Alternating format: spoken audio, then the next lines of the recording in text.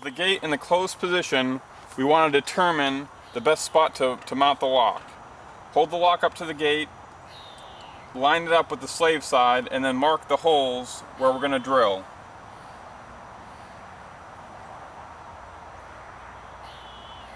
Keeping in mind that the gate lock must be level and aligned with the gate opener itself. This gives it the best chance of optimal performance when it's lined up with the gate opener itself. Now we're going to simply drill through the gate,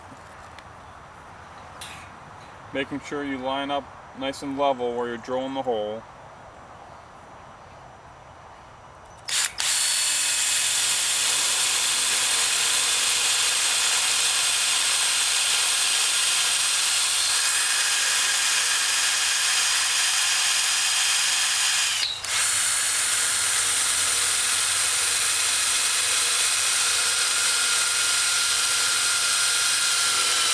Before you tighten down the nuts on the screws, double check that the gate lock is lining up with the slave side still.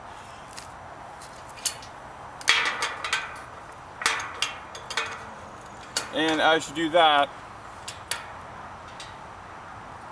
you can mark the slave side where you're going to put the receiving bracket.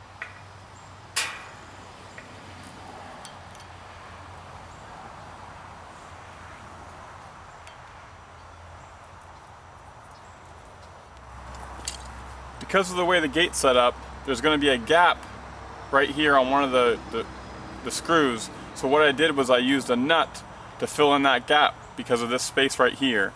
So I did that so when I put it on there, it's going to be nice and flush, just like the rest of the screws. With the gate manually released, and you have your lock already mounted to the master side, double check your markings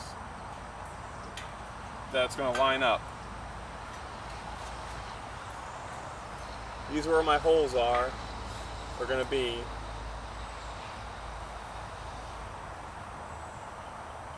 Looks like it's a little bit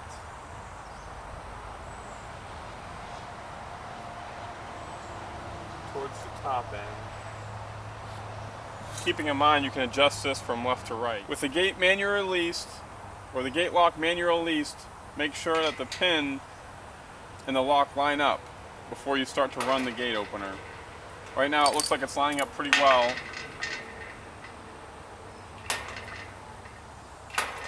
So I think we did a good job of lining up, but you want to double check that before you proceed. Now that we have the lock mounted to the gate and we know it's lined up and everything should be working, I'm simply going to wire it into the control board. For this we have a State Swing ES502, so it's a simple 2 wires that go into the E-lock terminals on the end of the terminal strip. And it shouldn't matter which one you put to which, but I'm going to put black in the first and white in the second. Now that we have the gate lock hooked up, I'm going to open the gate a couple times to make sure it's lined up correctly and it works properly. Oftentimes when you first install the gate lock, it doesn't properly align, so you have to adjust the bracket. So we haven't adjusted anything quite yet. See how the gate stopped? It looks like it wasn't lined up properly. So what we'll do is we'll make some adjustments and then we'll see if it works properly after that. To check to make sure the lock is still lining up, I've manually released the lock and manually released the arm for the gate opener. And it looks like it's lining up, so I don't think that was the problem. I think the problem was when the gate closed, the slave side didn't close all the way, or the wind pushed the gates back because it's kind of a windy day today. So what we're going to do to try to overcome that is we're going to we're going to adjust the limit switches on the slave side to make sure this closes all the way, and also to make sure this closes a little bit more as well. Because when it's like that, when it's completely closed, there's not an issue. But if the wind had blown these a little bit open, that's where it can bind up. So we want to make sure that the gate arm is putting pressure on the gate enough to keep it in that closed position. And that's where the positive stop helps a lot too. If you don't have a positive stop installed, which you can see here on the ground, it's just a piece of steel that this slave gate hits, and you see there's a tab coming off the bottom of the gate. That's going to help the gate lock close correctly every time and make sure there's not going to be a problem. So I think the problem was that the wind blew the gate slightly open like this. As you can see, it binds up if it's blown open a little bit. So to kind of overcome that, we're going to slightly adjust the limit switches so these gates close just a tad bit further, and that should solve the issue. As you can see on an ES502, the limit switches are really easily adjusted using these 2 screws. All you have to do is loosen the screws, and I'm going to move the limit switch ever so slightly towards the end of the arm, away from the end of the motor, towards the gate bracket.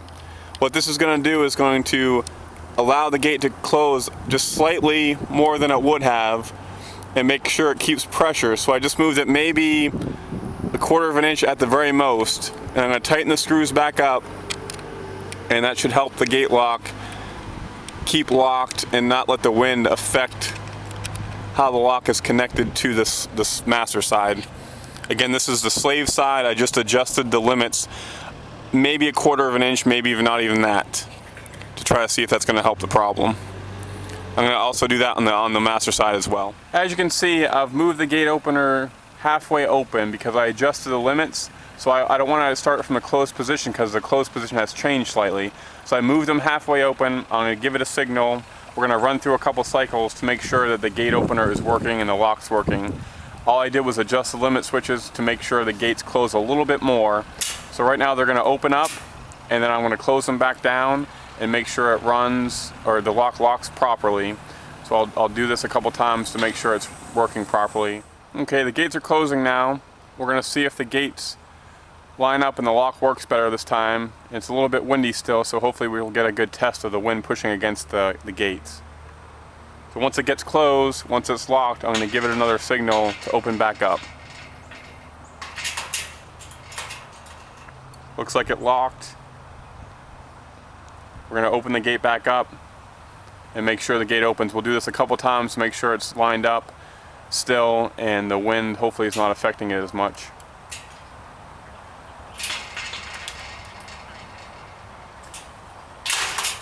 Okay, we're going to go ahead and open the gate back up. Run it through a couple cycles, make sure the lock's still lined up. Looks like it opened perfectly fine. So I'll open and close it a few times to make sure it locks properly and releases properly. Okay, now the gate's coming back closed. We'll see if it locks properly. And we'll open it one more time just to double check. Looks like everything's working. And once we do that, we'll put the cap, the lock cap, on the bottom of the receiving pin, and then we should be done. We're going to put the pin locking cap on the bottom of the pin. And the trick is to put it on with your hand first. Make sure it's a little bit snug with your hand. And then give it a couple whacks with the hammer. The trick to getting the cap on the pin, the lock cap, is to put it on with your hand first so it's nice and snug, and then have something to hold the pin on top with and give it a couple hits with the hammer. And that'll prevent somebody from pulling the pin out and unlocking the gate. Once the lock is installed on the ES502, we want to make sure we set the time that the lock stays open for. So you're going to hit the set button until you get the P6 setting. You want to change the P6 setting to 3 or 4 seconds to make sure that the lock stays unlocked for 4 seconds to make sure it doesn't bind up.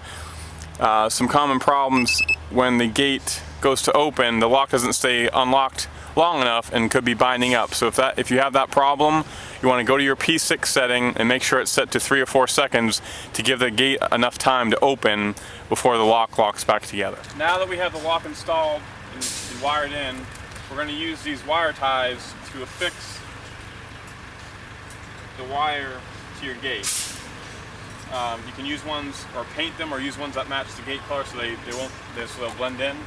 What you also can do is sometimes people drill holes in the frame of the gate and run the wire inside the gate, so it's very inconspicuous, but we're just going to do the wire ties.